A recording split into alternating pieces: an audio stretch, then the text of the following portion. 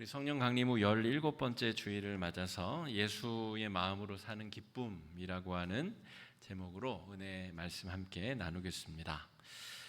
이번 주 중에는 우리 추석 명절이 들어있는데요. 우리 추석 명절 때 우리 한가위만 같아라 이런 말을 우리가 주고받습니다. 한가위는 음력으로 8월 15일을 말하는데 음력 8월, 그러니까 양력으로는 10월 가까이 9월 말 10월 이때는 이제 농작물을 추수하고 또 각 가족이 다 모여서 또 추수의 기쁨을 나누고 또 서로 격려하고 그런 아주 풍성하고 아름다운 계절, 이 음력 8월 이걸 한가위라고 합니다. 그러니까 더도 말고 덜도 말고 딱 이때만 같으면 좋겠다. 우리 조상들이 그렇게 불렀다는 것이죠.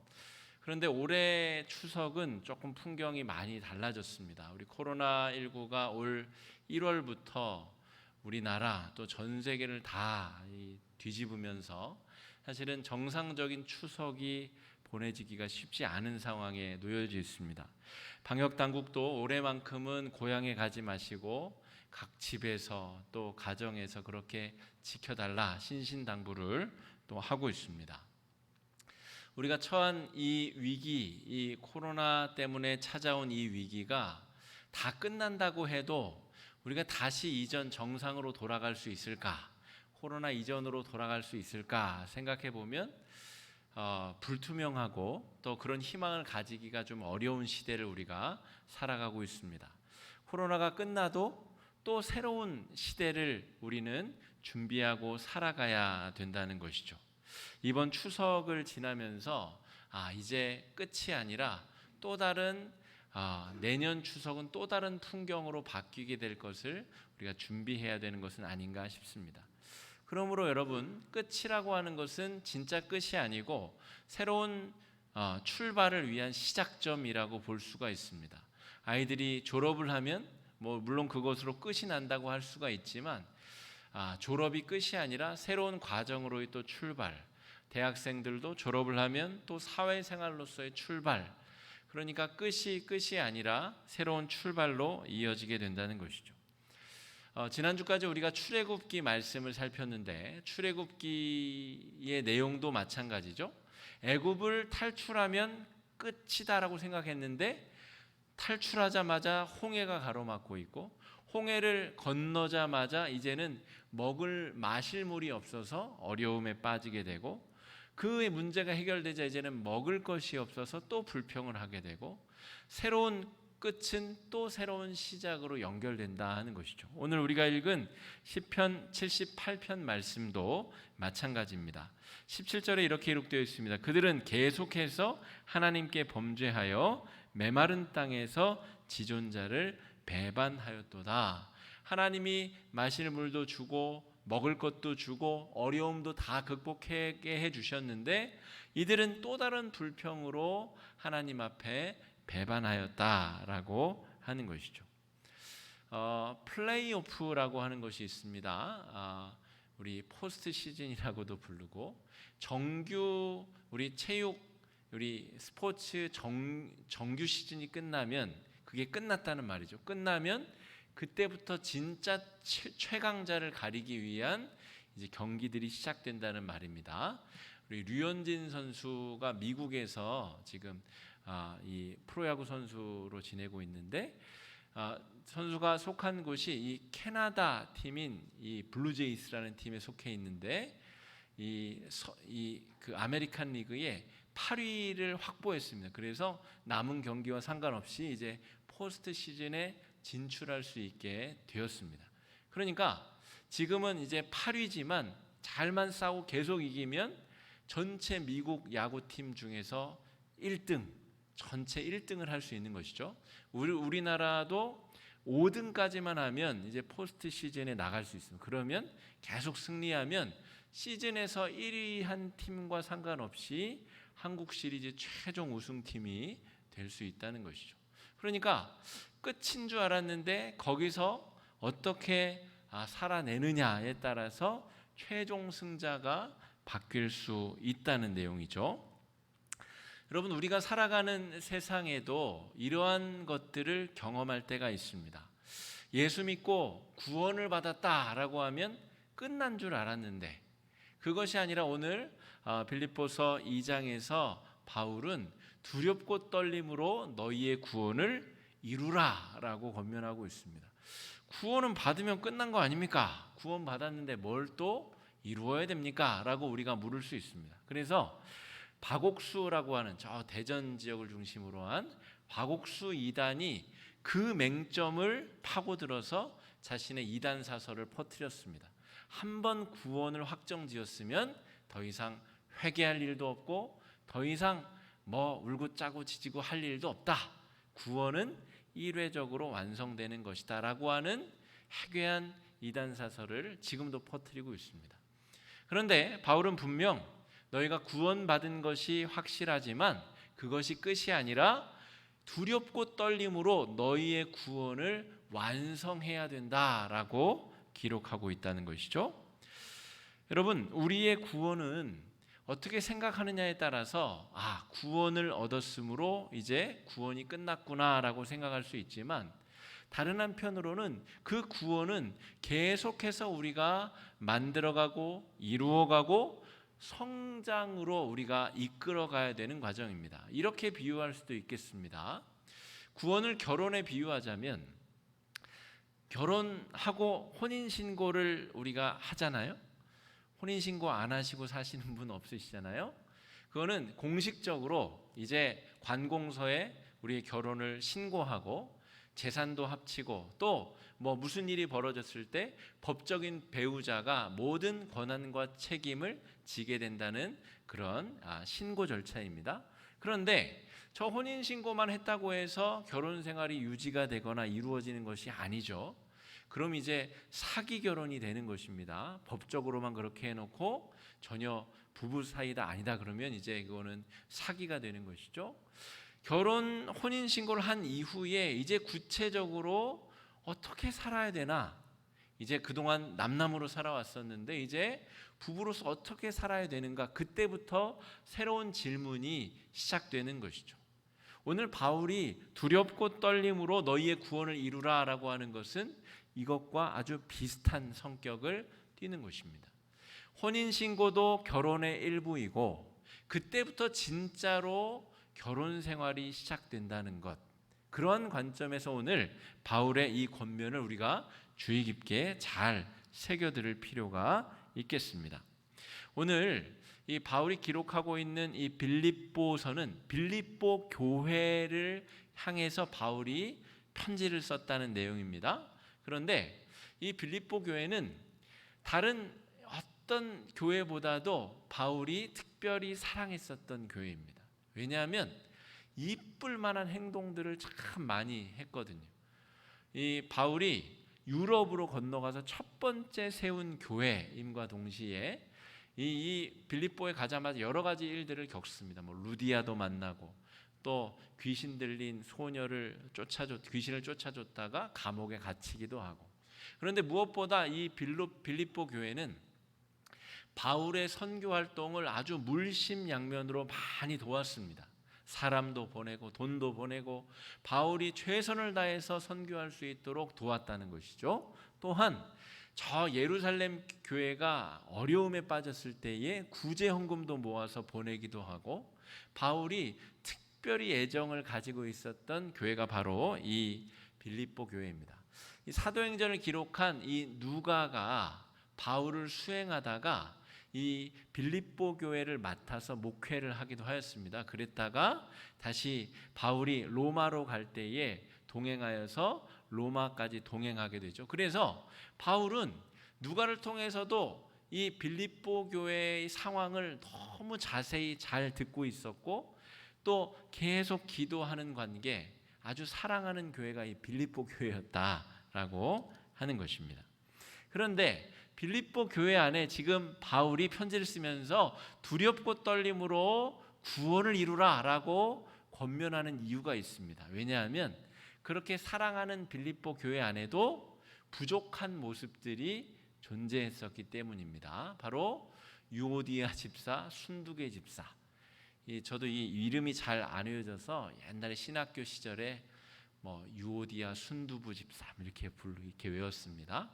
유오디아 집사, 순두계 집사님, 제발 한 마음으로 교회 안에서 협력하시고 같이 하나님의 뜻을 이루어 가십시오.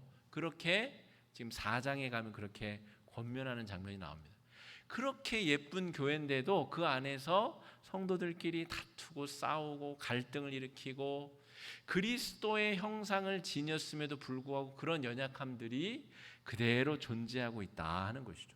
그래서 바울이 두렵고 떨림으로 당신들이 얻은 그 귀한 구원을 이루어 가십시오라고 지금 권면하고 있는 것입니다. 여러분, 어찌 보면 다른 인격체끼리 만나서 갈등을 일으키는 것이 당연하죠. 그죠? 너와 내가 다른데 어떻게 한 마음을 품을 수가 있습니까? 이거는 자연스러운 일입니다. 이번 추석은 다른 코로나 때문에 갈 수도 없고 그런 어려움도 있지만 또 다른 종류의 폭탄을 안고 있습니다. 왜냐하면 코로나 때문에 지금 각자 마음들이 다 불편하거든요. 불편하고 짜증도 있고, 며느리들은 며느리 나름대로 자녀들이 어린이집도 안 가지 학교도 안 가지 하니까 이 짜증이 막 있거든요.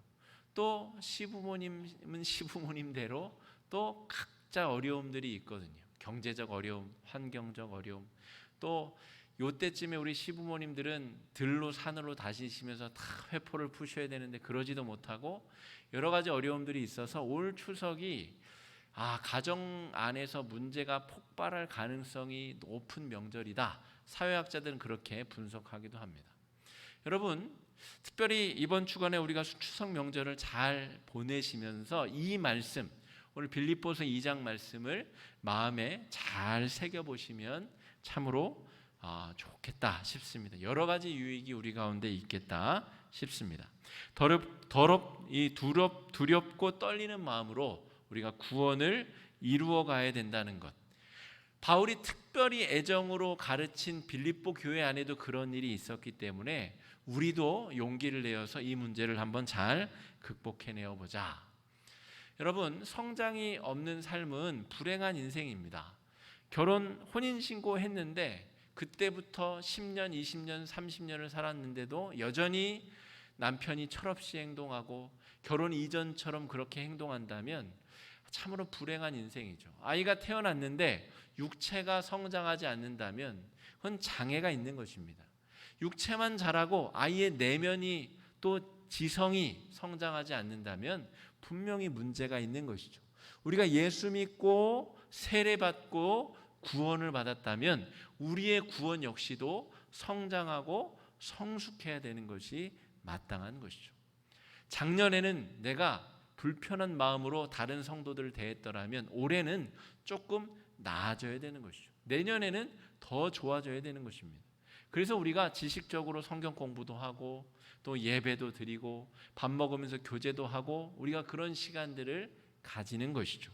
우리의 구원을 완성시키기 위한 모든 일련의 과정들이다라고 말할 수가 있겠습니다.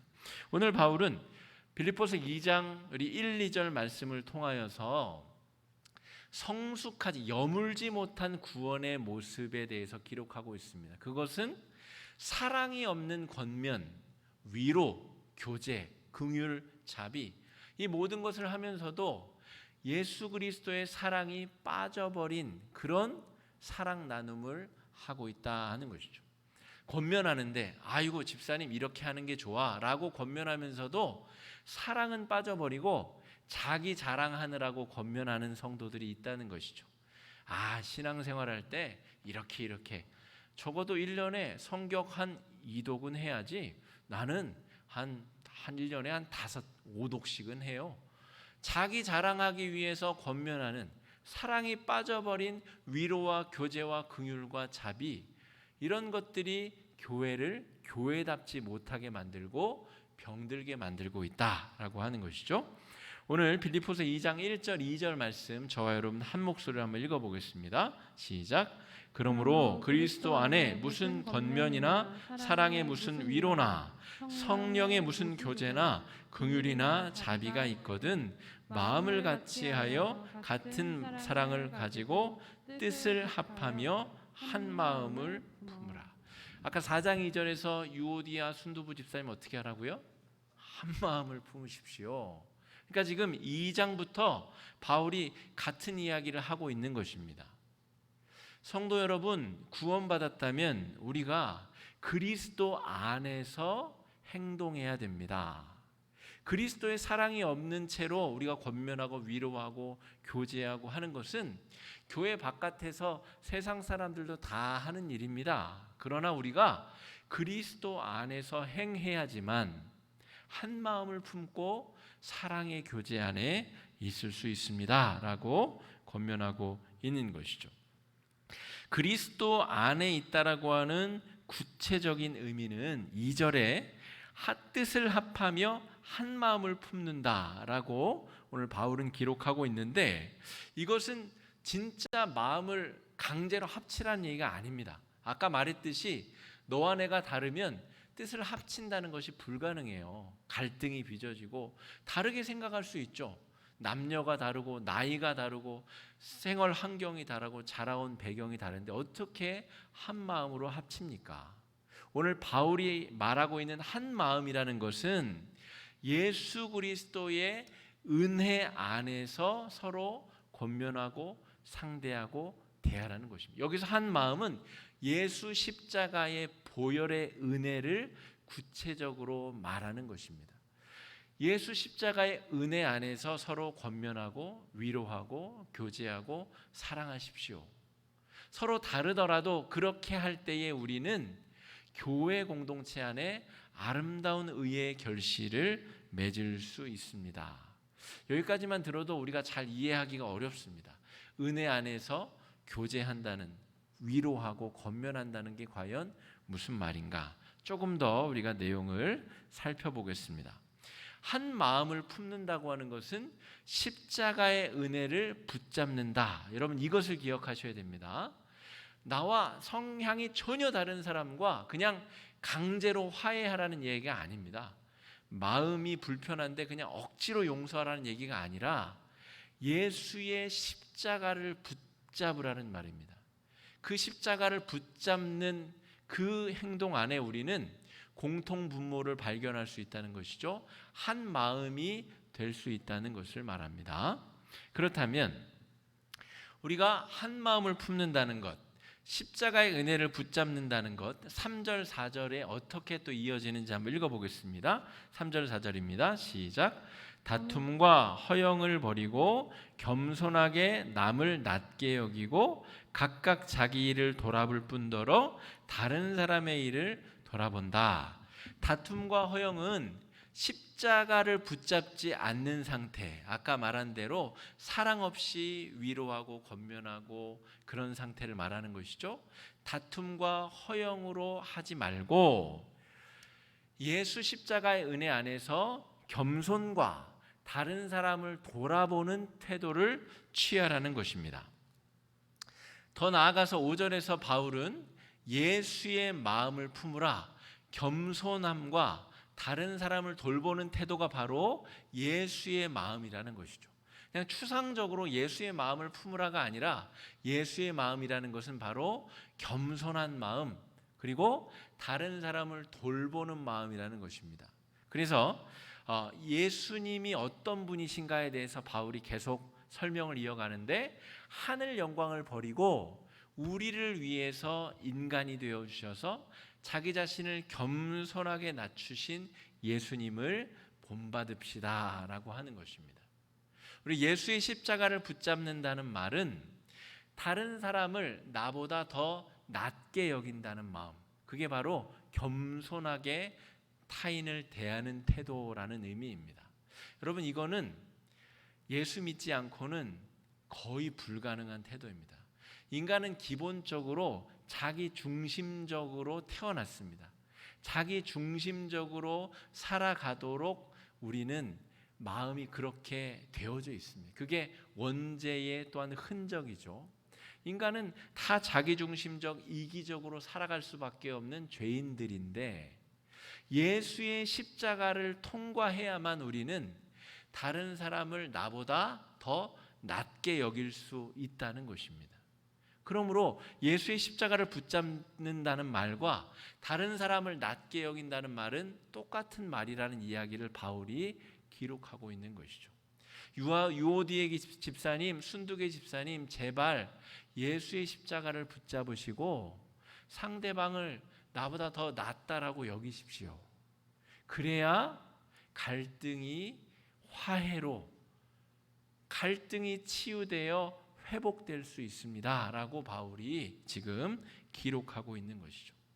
또한 아까 말씀 보면 각각 자기 일을 돌볼 뿐 아니라 다른 사람의 일을 돌보아라 라고 하는 것이죠.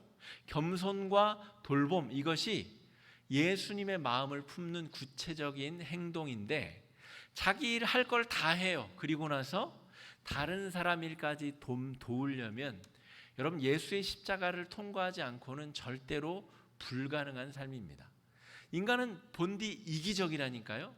내 거 하고 자기 것 더 채우기 바쁜 사람들이 바로 우리 인간들이라는 것이죠. 예수 믿기 이전에 우리들은 바로 그런 존재들인데 예수 십자가를 통과해야 자기 일 다 마치고 다른 사람들까지 돌아볼 수 있는 여력이 생긴다는 것입니다. 여러분 바울은 지금 그냥 추상적으로 예수의 마음 품으십시오.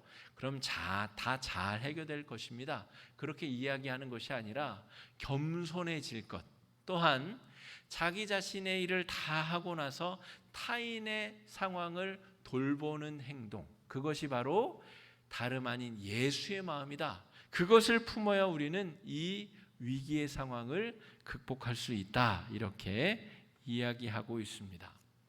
9절에 가면 하나님께서는 그렇게 겸손케 된 자를 하나님께서 높이신다라고 기록하고 있습니다. 제가 오늘 사진을 띄울까 하다가 조금 과하다 싶어서 정은경 우리 질병관리본부 청장 얼굴을 제가 띄우려다가 말았습니다. 그분이 보면 참 차분하고 겸손하잖아요. 저는 제가 보기에는 어쨌든 그렇습니다. 그래서 전 세계 타임지가 선정한 전 세계 가장 영향력 있는 지도자 중에 한 명으로 선정이 됐어요. 그건 뭐 누가 추천해서 그런 것도 아니고 그 타임이라고 하는 권위 있는 잡지가 올 한 해 잘 이렇게 평가하고 분석하여서 한국에 있는 그 사람을 전 세계에 영향력 있는 백인 중에 하나로 선택했다는 것이죠. 자기 일을 그냥 성실히 했을 뿐인데 그냥 충실히 그분의 일상을 보면 12시에 집에 들어가서 7시에 출근한다 그러죠. 1월부터 지금까지 계속 그러고 있답니다. 그냥 성실하게 자기가 해야 될 일을 충실하게 했는데 저 미국에 있는 유력한 잡지에서 그 사람을 존귀하게 뽑았다는 것이죠. 제가 예를 들었을 뿐이고 우리가 예수의 마음을 품고 우리가 구원을 두렵고 떨리는 마음으로 이루어 간다면 하나님께서 우리를 겸손하게 스스로를 낮춘 우리를 하나님께서 높이실 것이다 이렇게 약속하고 계시다는 것이죠.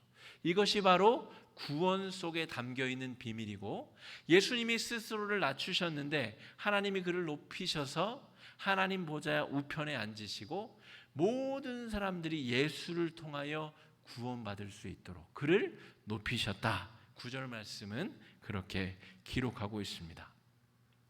여러분 그래서 구원은 이미 우리가 받았으며 아직 우리가 이루어야 될 과제입니다. 구원은 이미 우리가 성취하였지만 여전히 더 두렵고 떨리는 마음으로 예수의 마음을 품어서 겸손과 또 다른 사람을 돌보는 마음을 품고 더 성실하게 구원을 얻기 위하여 정진해야 될 과제이다. 오늘 바울은 그 이야기를 들려주고 있습니다. 그럼 사실 고린도 교회 같은 교회는 이런 단계의 말씀을 할 상황이 아니에요. 지금 그래서 고린도 전후서를 읽어보면 이 빌립보서의 이야기와는 정상반대. 지금 현실적인 문제부터 너희들 빨리 극복해라. 그러나 지금 애정을 가지고 있는 빌립보 교회에는 두렵고 떨리는 마음으로 당신들의 구원을 더 아름답게 이루어 가십시오라고 이야기하고 있다는 것이죠. 13절에 보면 아주 중요한 이야기가 등장합니다. 소원을 두고 행하게 하신다. 예수의 마음을 품고 살아가는 사람들은 그냥 자기 자신 혼자 일신의 평안을 누리며 살아가는 정도가 아니라 비전을 가지고 소원을 품고 하나님 나라를 이루어가는 소망을 품고 살아가는 사람들이다 라고 하는 것입니다. 소망을 품고 행하는 사람들, 예수의 마음을 품고 겸손하게 자신의 자리에서, 가정에서, 교회에서 하나님의 나라를 만들어가는 사람들. 여러분, 우리는 어떤 소원을 가지고 있습니까? 제가 우리가 처한 지금 이 시대적 어려움을 그냥 몇 가지 생각나는 대로 한번 적어보았습니다. 우리 코로나19 팬데믹, 모든 전 세계 사람들이 어려움에 빠져 있죠. 또 우리 환경오염과 또 생태계 파괴와 지구온난화 문제를 우리가 실제 그 참혹한 현장 속에 있습니다. 멀게만 느껴지는 우리 통일 시대를 우리가 또 마주하고 있고, 또 절망 속에 살아가는 수많은 사람들, 이 어려운 시대에 예수 안 믿고 수많은 사람들 어떻게 살아가고 있나 저는 참으로 우려스러울 때가 참으로 많습니다. 이 우울한 시대를 구원의 소망도 없이 어떻게 많은 사람들이 살아가고 있을까? 공평과 정의를 상실한 세상 속에서 많은 사람들이 지금 울분을 쏟아내고 있습니다. 그런 상황 가운데 교회와 성도들은 무기력에 빠져 있습니다. 그냥 제가 생각나는 대로 여러 가지를 적어보았지만 이 이외에도 우리가 처한, 이 시대가 처한 수많은 어려운 상황들 가운데 우리가 놓여져 있다는 것이죠. 이 모든 기도 제목들이 바로 우리가 소원을 품고 행해야 될 기도 제목들이다라고 할 수가 있겠습니다. 이 어려운 상황 속에서 성도들은 예수의 마음을 품고 겸손함과 타인을 돌아보는 마음을 품고 이 시대 속에 마땅히 해야 될 일들이 있다는 것이죠. 그럼 우리 주변에 이번 주에 만나게 될 우리 친척들 중에, 우리 가족들 중에, 직장 동료 중에, 여러분 이웃들 중에 정말 소망 없이 죽어가는 그 수많은 사람들에게 여러분 겸손함으로 다가가 보시면 좋겠습니다. 그들의 상황을 돌아보는 마음으로, 넉넉한 마음으로 어떻게 지내는지 살피는 태도로 나아가는 한 주간이 되시기를 바랍니다. 예수의 마음을 품고 그들에게 예수의 마음으로 나아갈 때에 오늘 바울이 이야기하는 하나님의 정말 아름다운 구원이 나에게도 이루어지고 그 사람에게도 이루어지는 놀라운 역사를 우리가 경험하게 될 줄로 믿습니다. 다가오는 한 주간 하나님이 우리를 통하여 아름다운 구원의 역사를 이루어 주실 줄로 믿습니다. 이 시간에 우리 함께 좀 기도하겠습니다. 이 시간에 기도할 때에 주님, 우리 가운데 주님의 마음을 허락하여 주시옵소서. 우리가 예수의 마음을 품고 이 시대 속에서 아주 작고 사소한 일이라도 우리가 감당해야 될 일들을 감당할 수 있게 해달라고, 겸손한 마음과 낮아진 심령과 타인을 돌아보고 배려할 수 있는 마음을 갖게 해달라고 이 시간에 마음을 합쳐 함께 기도하며 나아가겠습니다. 기도하겠습니다.